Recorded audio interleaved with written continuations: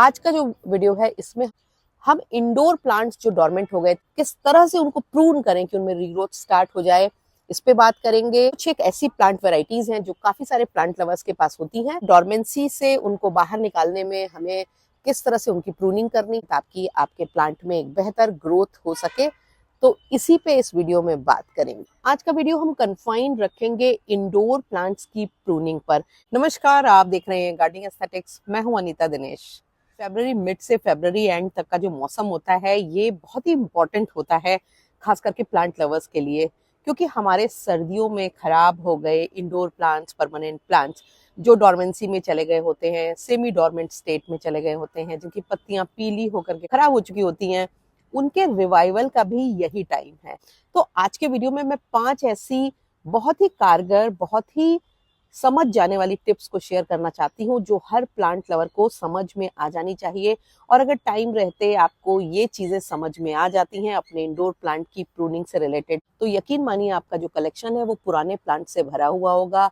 आपके plant thick और बुशी दिखाई देंगे और अगर आपके प्लांट खुश होंगे तो आप भी खुश होंगे। हमारे जो विंटर फ्लावरिंग प्लांट्स है वो पीक ब्लूम पे आ चुके होते हैं और जो हमारे परमानेंट प्लांट्स हैं या इंडोर प्लांट्स हैं उनमें धीरे धीरे नए ग्रोथ के साइंस दिखने लगते हैं, क्योंकि सर्दियों में तो उनका हाल बुरा हो ही गया होता है और कहीं थोड़ा कम कहीं थोड़ा ज्यादा। अगर आपने कवर्ड एरिया में प्लांट्स रखे हैं तो शायद कम होगा, घर के अंदर रख लिए हैं तो बहुत ही नॉमिनल होगा।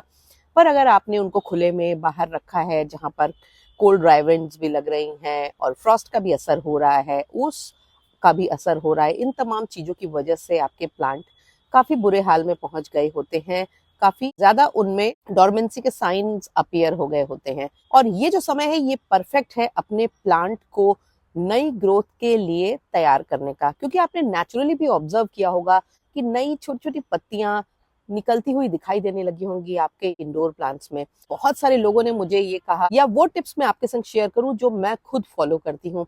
तो ये जो वीडियो है इसमें मैं 5 आपको ऐसी टिप्स दे रही हूँ जो प्रूनिंग के लिहाज से बहुत इंपॉर्टेंट है।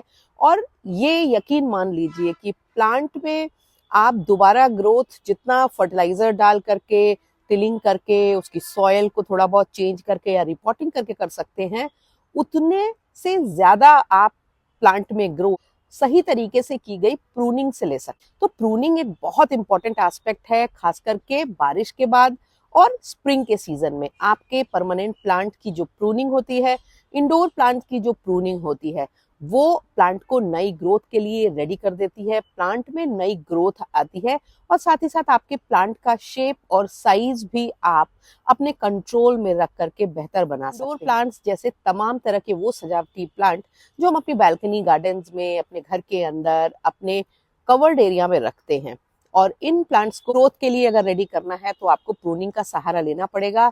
जबकि बहुत सारे लोग ये नहीं समझते हैं कि इन प्लांट की प्रूनिंग भी जरूरी है। अक्सर ऐसा होता है कि जो थोड़े एक्सपेंसिव प्लांट होते हैं जैसे एग्लोनिमा, कैलेथिया वगैरह, तो आपको लगता है कि एक एक पत्ती की तो आपने कीमत दी है तो इसको प्रून करके बर्बाद क्यों करना है। पर यकीन मानिए जब तक आप इनको भी प्रून करना नहीं सीखेंगे तब तक आपके प्लांट थिक, वाइड और बुशी नहीं हो सकते हैं। इसके पहले आप मुझे इंस्टाग्राम पे जरूर फॉलो कर लीजिए, गार्डनिंग एस्थेटिक्स नाम से ही मेरा इंस्टाग्राम पेज है। अगर अभी तक आपने गार्डनिंग एस्थेटिक्स को सब्सक्राइब नहीं किया है तो सब्सक्राइब कर लीजिए, बेल आइकन जरूर पुश कर दीजिएगा ताकि मैं गार्डनिंग से रिलेटेड कोई भी अपडेट करूं वो आप तक झटपट पहुंचे। और वीडियोस जब पसंद आते हैं तो उनके लिंक को अपने गार्डनिंग लविंग फ्रेंड्स के संग शेयर करना तो बिल्कुल भी मत भूला करें। और आपका एक एक लाइक, एक एक कमेंट मेरे लिए बहुत ही वैल्यूएबल। प्रूनिंग करने से प्लांट खुद को नई ग्रोथ के लिए बहुत ही तेजी से प्रिपेयर कर लेता है। हर प्लांट का जो प्रूनिंग का तरीका होता है वो अलग अलग होता है। कुछ प्लांट में प्रूनिंग की नहीं, ग्रूमिंग की जरूरत होती है। और बहुत सारे ऐसे हमारे इंडोर प्लांट या सजावटी प्लांट हैं जिनमें आप अगर पीली हो रही, ब्राउन हो रही और खराब एजेस वाली पत्तियों को हटा दें तो ही उनके लिए काफी होता है और उनमें नई ग्रोथ स्टार्ट हो जाती है। क्योंकि इन प्लांट को आप ना ही प्रून कर सकते हैं नोट्स पर से और ना ही इनकी स्टेम कटिंग कर सकते हैं प्रूनिंग के तौर पे। तो इसलिए उनको साफ करना, उनमें छटाई कर देना, उनमें सफाई कर देना ही उनके लिए काफी होता है। ऐसा करने से कटी फटी पीली ब्राउन पत्तियों को हटा देने से, सूखे हुए स्टेम्स को हटा देने से आपका प्लांट काफी लाइट और फ्रेश फील करने लगता है, जैसे कि आप अच्छे से फेस वॉश और हैंड वॉश करने के बाद बिल्कुल वैसा ही फील करते हैं। तो ये प्रूनिंग का जो पहला स्टेप है वो है कि वो प्लांट जो पीली पत्तियों से लदे हुए हैं, जो ओवरबर्डन्ड हैं, उनकी पीली ब्राउन खराब सड़ी गली पत्तियों को हटाइए। कुछ प्लांट ऐसे होते हैं जिनमें नोड्स होती हैं और नोड्स में स्पेस होता है, यानी नोड क्या होता है, नोड ये एरिया होता है जहां से नई पत्ती निकलती है। और यहाँ पर आपको बहुत सारे प्लांट में एरियर रूट या कुछ रूट्स निकलती हुई दिखाई दे जाएंगी। यहाँ से जब इसलिए यहाँ से बीच में से इस तरह के प्लांट्स को प्रून करिए, और जब आप इस तरह के प्लांट को यहाँ बीच में से प्रून करेंगे तो फिर प्लांट में इस जगह से नई ग्रोथ आपकी स्टार्ट हो जाएगी। और जब आप एक स्टेम को प्रून करते हैं तो हमेशा 2 से 4 स्टेम्स तक निकलती हैं वैरायटी के अनुसार। और अगर आप इसको जॉइंट पर से काट देंगे तो क्या होगा? इसका नुकसान ये होगा कि आप जो पोर्शन काटेंगे उसको नए प्लांट की तरह ग्रो नहीं कर पाएंगे, तो वो पोर्शन वेस्ट हो जाएगा। और खास करके महंगे एक्सपेंसिव प्लांट के केस में तो ये बहुत ही इंपॉर्टेंट होता है, क्योंकि हम उन प्लांट को धीरे धीरे ही प्रोपगेट कर पाते हैं। क्योंकि जब हम कोई भी कटिंग लगाते हैं तो एक छोटा सा हिस्सा उसका डाईबैक होता ही होता है। तो अगर वो नोड के नीचे से होगा तो थोड़ा हिस्सा डाईबैक होने के बाद भी हमारी नोड सुरक्षित रहेगी, क्योंकि रूट्स वहीं से निकलेंगी और आपके प्लांट में नई पत्तियां भी वहीं से निकलेंगी। दूसरा जो तरीका होता है वो होता है उन प्लांट्स के लिए जिनमें नोड्स में बहुत गैप नहीं है, यानी कि इस तरह, जैसे ये मान लो शेफलेरा का प्लांट है और बहुत पास पास इसकी पत्तियां हैं। अब इसमें कैसे ये डिसाइड करेंगे? इस शेफलेरा के प्लांट में 3 स्टेम्स दिखाई दे रही हैं और 2 स्टेम्स तो एकदम स्ट्रेट हैं, अच्छी हैं, पर नीचे वाली जो थोड़ी बाहर की तरफ जा रही है और काफी ज्यादा छोटी भी है और लेट गई है, इसको मैं हटाना चाहती हूँ, सो दैट कि नई नीचे से 2-3 स्टेम्स निकल जाए। अगर 2-3 शाखाएं निकल जाएंगी तो प्लांट ज्यादा बड़ा और ज्यादा हेल्दी लगेगा और थोड़ा बुशी भी हो जाएगा। तो हम इस जगह से इसको काटेंगे, एकदम नीचे से नहीं काटेंगे, क्योंकि फिर ये पूरा स्टेम वेस्ट हो जाएगा।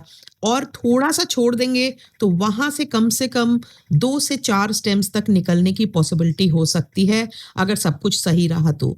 नीचे की कुछ पत्तियां हटा देंगे और इसको अब हम कटिंग की तरह यूज करके नया प्लांट भी बना सकते हैं। और कटिंग करते ही इसमें नई ग्रोथ एकदम तुरंत से स्टार्ट हो जाएगी। जैसे देखो कि इस एग्लोनिमा के प्लांट में थिकनेस पूरी है, पर पत्तियां कितनी ज्यादा सर्दी की वजह से खराब हो गई हैं। और एग्लोनिमा पे सर्दी का तो बहुत ही बुरा असर होता ही होता है, पर थिकनेस इस प्लांट की अच्छी है, तो मैं क्या करूंगी कि एक स्टेम इसकी हटा दूंगी और इस तरह से एकदम नीचे से नहीं हटाना है, थोड़ा सा पोर्शन छोड़ के और लगभग 2 नोड्स वाला एरिया में रखूंगी।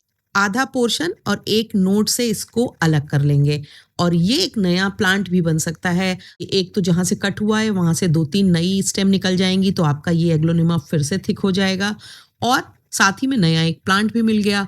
तो प्रूनिंग बहुत ही इंपॉर्टेंट है इंडोर प्लांट्स के लिए भी। कुछ स्टेम्स को जिनको छोटा काट के छोड़ेंगे उनमें अपने आप ही अलग अलग नोड्स पे से पत्तियां आने लगेंगी, क्योंकि प्लांट को जब ये लगता है कि वो हार्म हो रहा है, वो मर रहा है, उसे काटा जा रहा है, तो उसका नेचुरल और सर्वाइवल जो इंस्टिंक्ट होता है वो वर्क करता है और वो नई शाखाएं, नई पत्तियां निकालने लगती है। अब इसकी खराब हो गई पत्तियों को निकाल देंगे, स्टेम्स को निकाल करके उनको रीप्रोपगेट कर लेंगे, वाटर में प्रोपगेशन करूंगी और इसके बाद इसमें एक फर्टिलाइजर डालेंगे। फर्टिलाइजर के लिए मैं अगला वीडियो बनाऊंगी जिसमें मैं बताऊंगी कि आपको अपने परमानेंट प्लांट्स में किस किस तरह से, किस किस प्लांट में कौन कौन से फर्टिलाइजर डालने हैं ताकि वो अच्छे से रिवाइव हो जाएं। लोग कहते हैं कि प्रूनर को हमेशा स्टरलाइज करके यूज करना चाहिए, तो कई बार लगता है फालतू की फैंसी बातें हैं, प्लांट के लिए क्या प्रॉब्लम है। पर कई बार ऐसा होता है कि जब आपका प्लांट बहुत डेलिकेट हो, एक्सपेंसिव हो, तो आप उसी प्रूनर से तमाम प्लांट काट रहे होते हैं, तो किसी में कोई इन्फेस्टेशन है, कोई वायरस है, कोई बैक्टीरिया है, वो दूसरे प्लांट में चला जाता है। और बहुत ज्यादा डिसइंफेक्टेंट वगैरह यूज करने की जरूरत नहीं है। मैं तो क्या करती हूँ, प्रूनर को यूज करती हूँ और यूज करने के बाद उसको जहाँ बर्तन धुल रहे होते हैं वहां दे देती हूँ और वो वापस धुल जाता है। और इस तरह से आपको विम बार से, विम लिक्विड से अच्छे से साफ करा लीजिए। अगर आप ये नहीं करा सक रहे होंगे तो आपके पास हैंड सैनिटाइजर होगा ही होगा, और कुछ भी नहीं हो तो नेल पॉलिश रिमूवर को एक हल्के से कॉटन में गीला करके और उसको पोंछ दें, जिससे कि आपका प्रूनर या जो कैंची है वो स्टरलाइज हो जाएगी और आपके प्लांट की कटिंग वायरस और बैक्टीरिया से इन्फेस्टेड नहीं होंगे। ये नहीं समझ में आता है कि प्लांट में प्रूनिंग करी कितनी जाए। क्या प्लांट को हार्ड प्रून कर दिया जाए या मॉडरेटली प्रून किया जाए या उसमें लाइट प्रूनिंग की जाए, तो मेरा ये मानना है कम से कम 25% तक तो आपको प्रूनिंग प्लांट में कर ही देनी चाहिए। क्योंकि अगर आप लगभग उसके 25% पार्ट को प्रून करते हैं तो एक तो आप उसको नई ग्रोथ के लिए बहुत ज़्यादा इनकरेज करते हैं, उसमें मल्टीपल शूट्स निकलती हैं। दूसरा, कुछ इस तरह के प्लांट होते हैं जिनके शेप अगर सुंदर बनते हैं तो वो देखने में ज़्यादा आकर्षक लगते हैं, तो ऐसे प्लांट को भी आप जो है वो अच्छा शेप दे सकते हैं, जिससे कि प्लांट में जब नई ग्रोथ होगी तो वो ज़्यादा बेहतर दिखाई देगा। आशा है आपको वीडियो पसंद आया होगा, और अगर आपको वीडियो पसंद आया हो तो उस पर लाइक करना और कमेंट करना बिल्कुल भी मत भूलना, और चैनल को सब्सक्राइब करना और बेल आइकन पुश करना भी ज़रूरी है। आप और किन टॉपिक्स पे वीडियोस देखना चाहते हैं कमेंट बॉक्स में ज़रूर लिखें, और अगर आपकी कोई भी प्लांट रिलेटेड क्वेरी है तो आप वीडियो के कमेंट बॉक्स में आके पूछ सकते हैं, और मैं कोशिश करती हूँ कि मैं ज़्यादातर क्वेरीज के आंसर कर सकूँ। तो मिलते हैं किसी अगले वीडियो में। Thank you very much.